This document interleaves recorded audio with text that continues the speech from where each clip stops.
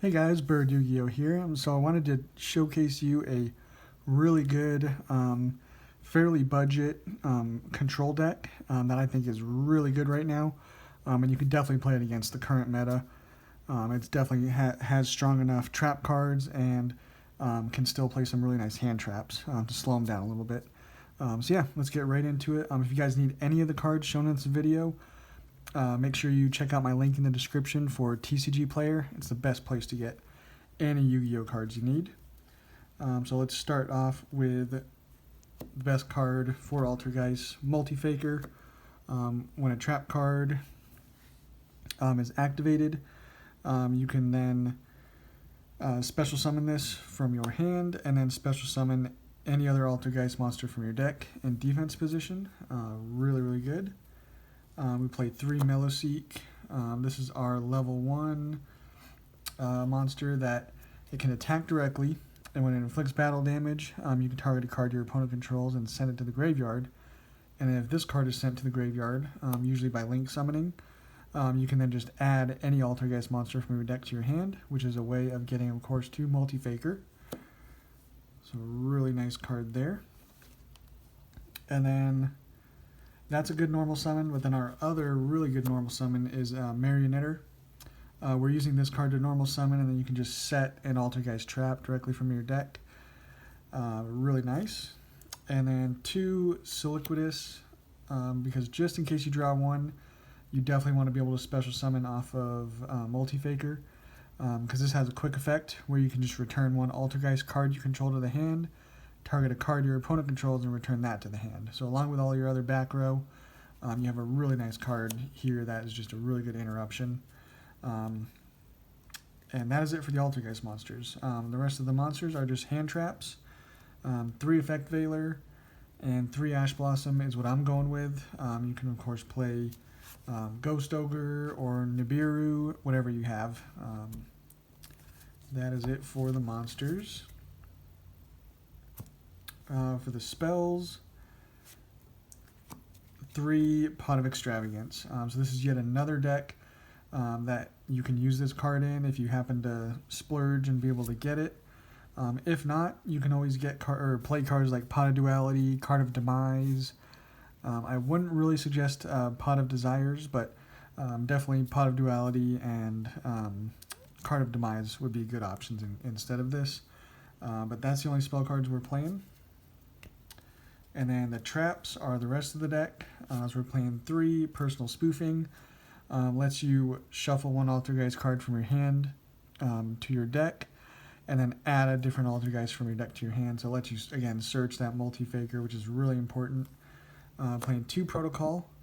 I like 2 because I'm fine seeing 2, because you can always send the other protocol to activate this protocol. So it's a good card. And then 1 Manifestation, just another search option off of Marionetter, which comes up late game usually. And then for our other staple traps, we're playing 3 Infinite Impermanence, so yet another, if you go in second, it's a hand trap as well. Then 3 Torrential Tribute, super powerful in this deck. Definitely play this one, it's really important. And then for some of our power, we're playing 2 Strike and 2 Judgment. And the reason I'm not playing 3 of each is so that I could fit 2 Rivalry of Warlords. I wanted just a good little combination of, just power, counter traps, and then a really good Floodgate. And so that's what I'm going with here. And then the final 2 cards are 1 Imperial Order and 1 Skilled Ring. So those are kind of our floodgates, I guess you'd say, our counter traps, and the rest are half engines and half just really powerful traps that you can play. So that's the main deck. For the extra, we're playing 3 Hextia. Basically, this is such a powerful card that if you get 2 on the board, you probably win at that point. It's hard for your opponent to get past 2 of them. And even 1 backed with some traps, this card is really good. Basically has a quick effect where you can tribute one Altergeist monster this card points to, negate the activation of a spell, trap, or just effect that your opponent activates, and destroy it. And if this card is sent to the graveyard, you can add an Altergeist card from your deck to your hand. So really, really good. And I'm still playing one Prime Banshee.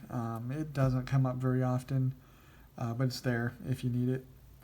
And then because of Extravagance, playing 2 Linkuriboh, 2 Artemis, and 1 Almirage. Those are kind of our monsters that we link our Meloseek into. Artemis is actually really important because we obviously play Rivalry of the Warlords. So you're sometimes locked into Spellcaster. So Artemis does come up for that. And also in the side deck, I usually recommend playing Secret Village of the Spellcasters. So again, Artemis comes up. So I like 2 and 2, and then just the 1 Almirage to give you 5 targets. So that even if you activate the Extravagance, you should still have 1 target that you can link away your Meloseek with.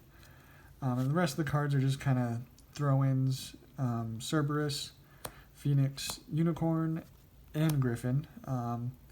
Sometimes you can go into them, and if you can, it's really going to hurt your opponent's board, force out some negates. So yeah, they're kind of cool to play. And then just a Borreload and a Boral Sword in case you ever need to go in them. But generally, you're pretty much just going to be linking away your Meloseeks with these cards and going into your Hextia. That's your main plays with this deck. The rest of the time, you're just negating everything or just interrupting everything your opponent does, because that's kind of just what this deck does. It's once it gets going, it's kind of a snowball effect.